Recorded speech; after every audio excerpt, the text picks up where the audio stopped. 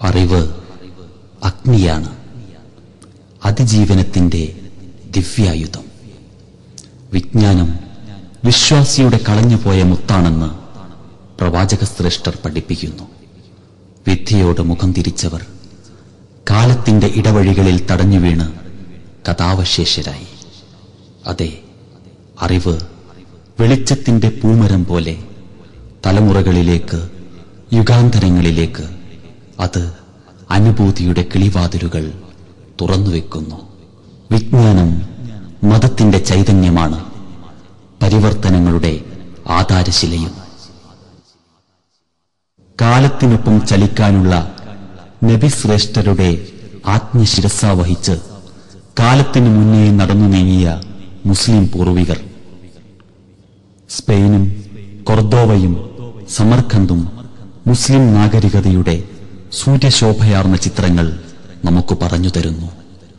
ആധ്യാത്മിക ഗുരുവും ശാസ്ത്ര ഗവേഷകനും സർവവിജ്ഞാന കുതുകിയുമായി അറിവിന്റെ ആകാശങ്ങളിലേക്ക് കൈനീട്ടിയ പൂർവിക പ്രതിഭകൾ, പുഷ്കല പ്രതാപങ്ങളുടെ ഉഷസ്സാർന്ന ശേഷിപ്പുകൾ ഇപ്പോഴും.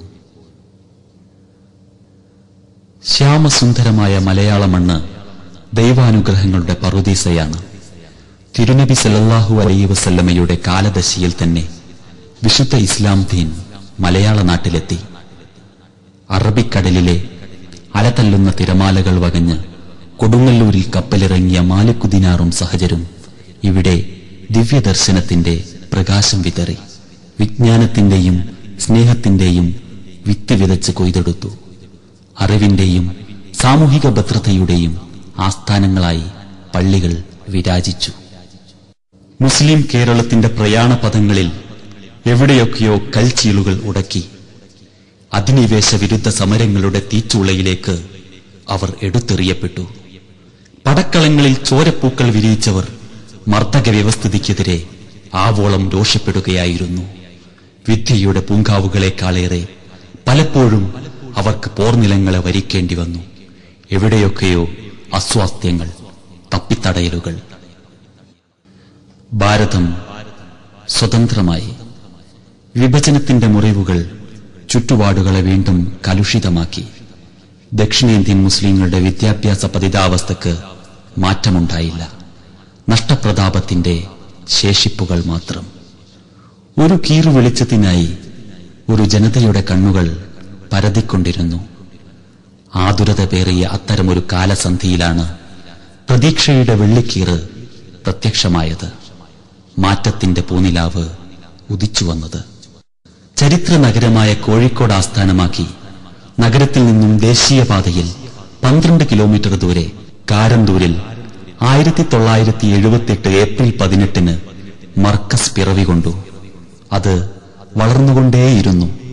25 സ്ഥാപനങ്ങളിലായി 8000-ലധികം വിദ്യാർത്ഥികൾക്ക് വിദ്യയുടെ വിരുന്നൊരുക്കുന്ന മഹാസാമ്രാജ്യമായി.